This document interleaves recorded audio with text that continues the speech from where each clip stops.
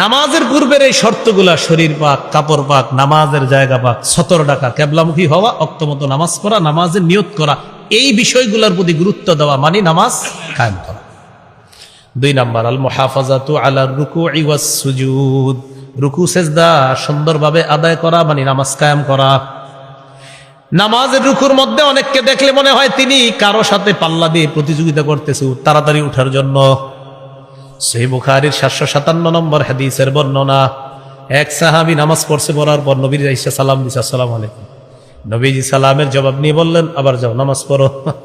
আবার নামাজ পড়ছে, পড়া আসার পর আবার সালাম দিছে, নবী বললেন যাও আবার নামাজ পড়ো। আবার নামাজ পড়লেন, পড়ার পর আইসা সালাম দিছে, আল্লাহ নবী বললেন যাও আবার নামাজ পড়ো। সাহাবী বললেন, হুজুর এর চেয়ে সুন্দর আর পারি না, আল্লিমনি, আমাকে আপনি শিখাইয়া দেন। নবীজি তখন শিখাইয়া দিলেন, যখন তুমি নামাজে দাঁড়াইবা আল্লাহু আকবার বলে তাকবীর বলবা, হাত বেঁধে সানা পড়বা, সূরা ফাতিহার পর সুম্মা ক্রা মা তায়াসসারা মাআকা মিনাল কুরআন, কোরআনের যেখান থেকে তোমার জন্য সহজ হয় সেখান থেকে তুমি পড়বা। পড়ার পর সুম্মা রুকা, রুকু করবা, হাত্তা তাতমাইন্না রাকিআ, ধীরস্থির ভাবে রুকু করবা। সুম্মা রফা রাসাকা মিনার রুকু, রুকু থেকে মাথা উঠাইবা, হাত্তা তাতাদিলা কাইমা, সোজা হয়ে দাঁড়াবা। অনেকে বাঁকা হয়ে থাকে রুকু থেকে, না বাঁকা হওয়া যাবে না। সুম্মা সুজুদ, এরপর সিজদা করবা, সিজদা করবা, হাত্তা তাতমাইন্না সাজিদা, ধীরস্থির ভাবে সিজদা করবা। 2 সিজদার মাঝখানে সোজা হয়ে বসবা। কষ্ট নিয়েন না, অনেকে দেখবেন 2 সিজদার মাঝখানে, দেখেন এটা হলো মানুষ, এই যে এক সিজদা, এই 2 সিজদার মাঝখানে সোজা আরেক সিজদা, কিন্তু দেখবেন এই যে 2 সিজদার মাঝখানে বাঁকা হয়ে থাকে, তার 2 সিজদা মিলে সিজদা হয় একটা। এক রাকাতে সিজদা কয়টা? এক রাকাতে সিজদা কয়টা? তো আপনি এক সিজদা করলে নামাজ হবে কিভাবে? এক রাকাত নামাজ আল্লাহ নবী শিখিয়ে দিয়ে বললেন, এই হলো তোমার এক রাকাত। জিন্দেগিতে যত রাকাত পড়বা আমি নবী যেইভাবে শিখাইয়া দিলাম এইভাবে পড়বা, তাহলে নামাজ হয়ে আল্লাহর কাছে চলে যাবে। এই হলো রুকু সেজদায় একটু ধীরস্থির ভাবে করা। আপনাদের একটা হাদিস শোনা যায়, এরপরে আপনারা সিদ্ধান্ত নেবেন রুকুতে দেরি করবেন কিনা। সহিহুল জামে 1671 নম্বর হাদিস, নবীজি বলেন, ইন্নাল আবদা ইদা কামা ইলাস সালাহ উতিয়া বিজুনুবিহি কুল্লিহা ফাউদিআত আলা আতিকাই, কোন ব্যক্তি যখন নামাজে দাঁড়ায় তার সবগুলা গুনাহ তার 2 কাঁধের মধ্যে রেখে দেওয়া হয়। কাঁধের মধ্যে রেখে দেওয়ার পর কুল্লামা রাকা আও সাজাদা, যখনই সে রুকু করে সিজদা করে, তাসাকাতাত আনহু, গুনাহগুলা ঝরে পড়া শুরু হয়ে যায়। বলেন আমার সাথে, রুকু করব ততক্ষণ, বলেন গুনাহ ঝরাতে চাই যতক্ষণ।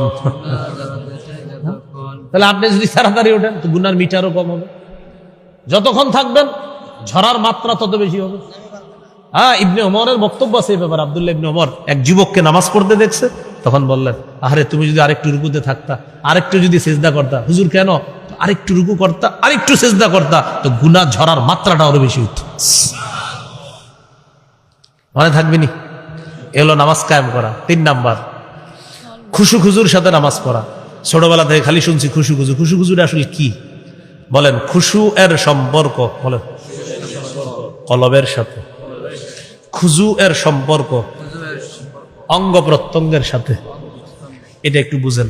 আল্লাহু আকবার, নামাজে দাঁড়াইলাম, আমার হাত, আমার পা, আমার কপাল, আমার অঙ্গ প্রত্যঙ্গ আল্লাহর জন্য ইবাদত করবে, আল্লাহকে সেজদা দিবে, আল্লাহর সামনে নত হবে, এটা খুজু। বলেন এটা কি খুজু? হ্যাঁ, কলবের মধ্যে আছে 4টা দোকান, 3টা দোকানেরই অবস্থা এরকম, তাহলে খুশু হলো না।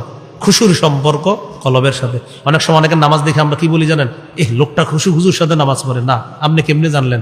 খুজু বলা যায় কারণ তার নামাজে মনে হচ্ছে মাশাআল্লাহ খুব সুন্দরভাবে নামাজ পড়তেছে। খুজু, খুজুর সম্পর্ক দেখা যায়। খুশু হলো কলবে, এটা শুধু রব দেখে। এই জন্য আপনার নামাজ যখন এইভাবে হবে, আমার কলব, আমার অঙ্গ প্রত্যঙ্গ সবকিছু আল্লাহর জন্য ইবাদত করতেছে, তাহলে এটার নাম হবে খুশু খুজুওয়ালা নামাজ। তাহলে খুজু দেখা যায়, খুশু দেখা যায় না। খুশু দেখেন একমাত্র একজন, তিনি কে? আর যার অন্তরে খুশু আছে তার জন্য আল্লাহ নামাজ সহজ করে দেয়। সূরা বাকারা আপনার 45 নম্বর আয়াত, ওয়া ইন্নাহা লাকাবীরাতুন ইল্লা আলাল খাশিঈন। যারা খুশুওয়ালা ঈমানদার তাদের জন্য নামাজ একদম সহজ। কয়েল জ্বলতেছে না? থাক, সমস্যা নাই, আপনার নিভাই লাভ নাই, একটু পরে আমার শুরু হয়ে যাবে কাহিনী। তো এটা হলো আপনার খুশু। খুশু খুজুর সাথে নামাজ পড়া, এটা মানেও নামাজ কায়েম করা। আমার এজমার সমস্যা তো ঝামেলা হয় না। এই হলো 3 নাম্বার। 4 নাম্বার পরিবারকে নামাজের কথা বলা।